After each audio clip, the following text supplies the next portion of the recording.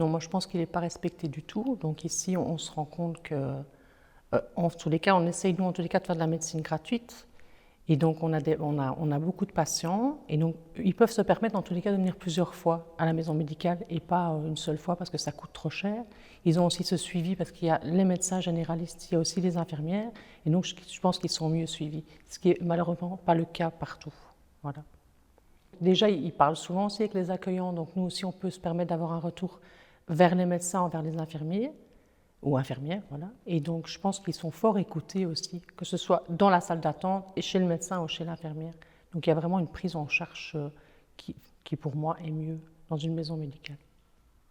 Pas du tout, parce qu'il y a encore beaucoup trop de gens pauvres qui ne peuvent pas se permettre de se soigner correctement parce que c'est ou manger ou se soigner. Tout augmente de plus en plus. Donc c'est pour ça que, bon, moi il y a beaucoup de médecins qui ne font pas encore le tiers payant. Plus il y a le coût des médicaments. Donc ces gens en fin de mois, s'ils sont malades, préfèrent se nourrir leurs enfants que de venir se faire soigner. Tandis que pour les maisons médicales, ça vous donne accès à n'importe quel moment, que ce soit un besoin urgent, vous êtes reçu, vous êtes bien encadré parce que vous avez plusieurs médecins, vous avez les infirmières, vous avez une psychologue, vous ne payez pas. Ce qui fait que quelqu'un qui aurait une maladie grave, ça n'a pas de retardement parce que c'est pris tout juste. Qu'un patient qui a quelque chose de grave mais qui ne peut pas se permettre d'aller chez le médecin parce qu'il n'en a pas les moyens, et que ce soit une maladie qui peut de jour en jour progresser, qui doit attendre d'avoir touché, donc la maladie peut s'aggraver, donc c'est plus difficile à soigner. Tandis qu'ici, c'est un groupe, même les accueillants, un patient vient, parfois un patient, quand on leur demande si ça va, ils peuvent dire bon, oui, ça va. Mais même les accueillants connaissent bien les patients, ils peuvent dire au médecin, tiens, il est venu, il a dit qu'il était bien, mais je ne l'ai pas trouvé très bien. Donc à ce moment-là, on recontacte le patient qui revient et on fait plus attention et tout. Moi, je suis patiente depuis 6 ou 7 ans. J'ai un suivi extraordinaire, hein, que ce soit pour au niveau des prises de sang, des examens à faire une fois par an, comme par exemple, je vais donner un exemple, le côlon. Ben, chaque année, je ne dois pas marquer ou me dire ah oui, chaque année, je dois le faire. Non, je reçois directement de la médecine le test à faire dans ma boîte aux lettres.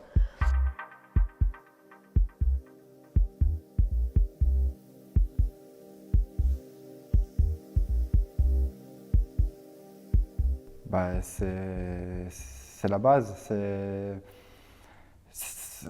Être soigné, ça fait partie de la vie. Si on n'est pas soigné, on ne peut pas, comment je vais dire, si on n'est pas soigné, on ne peut pas évoluer dans une société. Quelqu'un qui va avoir des problèmes de peau, s'il ne peut pas se faire soigner, il va mettre des barrières sociales vis-à-vis du regard des autres et il ne va pas se lancer dans la vie. Il va rester cloîtré chez lui. Pareil pour des gens qui ont besoin de soins dentaires. Il y a des gens qui ont besoin de soins dentaires qui n'ont pas les moyens de faire ces soins. Et on m'a déjà dit, voilà, moi j'oserais jamais aller travailler dans un magasin où ce que les gens me voient parce que voilà, j'ai peur du regard des autres. Donc ces personnes-là restent dans des travails qui sont reculés, qui n'ont pas forcément un salaire bien rémunéré pour pouvoir assumer justement les soins médicaux et tout ce qui s'ensuit. Donc ces personnes-là, en fait, c'est un engrenage. Donc on n'a pas les soins de santé, on ne sait pas se soigner, on ne sait pas les travailler parce qu'on n'est pas bien, on ne gagne pas de sous et puis on revient et la roue retourne.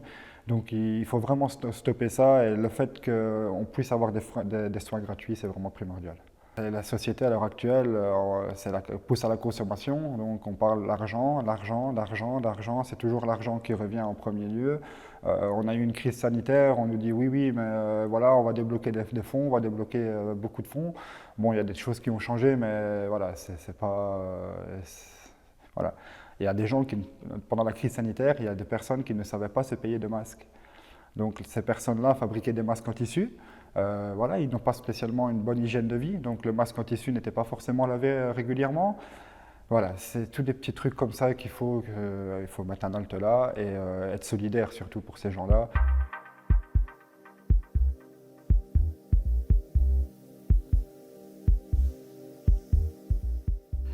Donc, on est une maison médicale première ligne et donc dans un premier temps, il y a des problèmes liés au Covid, donc des problèmes infectieux. Par contre, il y a aussi pas mal de problèmes qui sont liés à la situation sociale. Donc là, on voit que l'accès au niveau des médicaments, par exemple, que c'est compliqué. Les patients viennent en consultation, on peut faire la consultation et à la fin, on remarque que parfois c'est quand même compliqué pour aller acheter les médicaments. Il y a des problèmes liés à des conditions de travail, donc avec des problèmes au niveau des tendons, des problèmes de burn-out, de dépression aussi. Donc, il y a pas mal de différents types de questions. Il y a aussi, maintenant, durant la pandémie, pas mal de questions autour de la vaccination au niveau de Covid en soi et aussi des questions au niveau prévention. J'ai lu encore récemment une étude qui a été menée par Sciensano, qui a enquêté des Belges pour voir si au niveau de l'accessibilité aux soins, ils avaient des difficultés. Et ils ont remarqué quand même qu'au moins 50% des habitants en Wallonie ont des difficultés pour se faire soigner. Et c'est vraiment lié à un problème financier. Et c'est pour ça, il y a une psychologue et bon, comme j'explique, c'est comme une famille. Donc aussi bien on a par exemple un problème, qu'on se sent pas bien et tout ça, on peut en parler parce que bon, un médecin travaille seul, on va dire. Tandis qu'ici, on est plusieurs, donc on a le temps de bien suivre le patient, de ne pas faire les choses trop vite parce qu'un médecin seul ne s'en sortirait pas. On est beaucoup, on est une grande population, tandis qu'ici, ils ont le temps, donc on peut parler d'un bête problème. Ils sont toujours là pour nous rassurer, pour nous mettre à l'aise surtout. Comme je dis, c'est une famille. C'est une famille, mais qui nous apporte la bonne santé, quoi. La première fois quand les patients viennent, ils sont quand même un peu étonnés qu'on puisse offrir les soins de manière gratuite et qu'à la fin de la consultation, ils ne doivent pas débourser de l'argent. Donc ça, en soi, c'est être surpris. Aussi être surpris du fait qu'on travaille en équipe, ensemble avec l'accueil, les médecins, les infirmières, psychologues.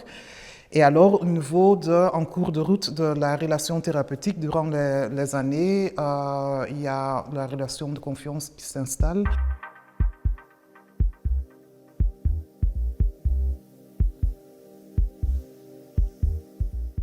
Déjà, c'est l'esprit d'équipe qu'il y a ici qui m'a vraiment intéressée. Et je trouve que franchement, l'entente, c'est pas une équipe, mais je trouve que c'est comme une famille ici. Donc certes, il y a des plus grands, des plus jeunes, mais je trouve que franchement, c'est magnifique ici. Donc non, franchement, pour ceux qui veulent venir être bénévoles ici, c'est les bienvenus, quoi. Ah oui, je suis ouverte à tout le monde, il n'y a pas de souci. Non, donc il y a même des activités qu'on va faire prochainement. Donc moi, je vais animer tout ce qui est atelier cuisine.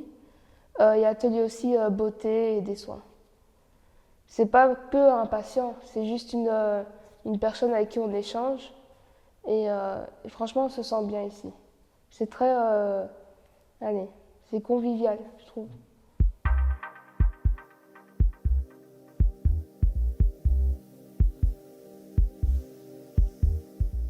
Déjà, un logement décent, c'est déjà, moi je trouve que la santé vient déjà d'un logement décent.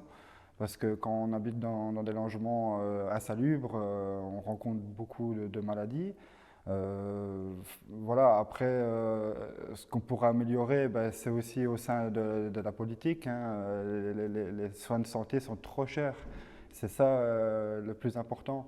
Quand on voit qu'un lait spécialisé pour bébé coûte 50 € la boîte et on vous dit que vous allez aller 3 jours avec, ou ce que vous n'êtes pas remboursé, là ça pose problème parce que moi j'ai la chance de pouvoir réussir à le faire, mais il y a des gens qui n'ont pas la chance de réussir à le faire. Et dans ces cas-là, on vous dit « Ah mais désolé, on n'a pas d'autre solution, il faut réessayer avec un autre lait qui n'est pas approprié ». Ben voilà, c'est aberrant.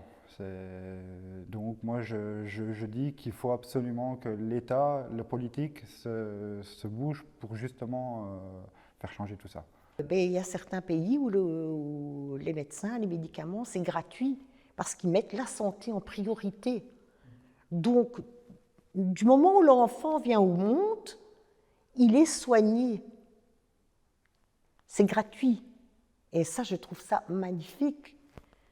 Que tout le monde, riche ou pauvre, ait accès à la santé, parce que moi je dis c'est notre vie la santé, et il faut qu'on investisse plus, plutôt comme j'ai expliqué, de construire des choses qui, entre guillemets, parfois ne nous servent pas tellement,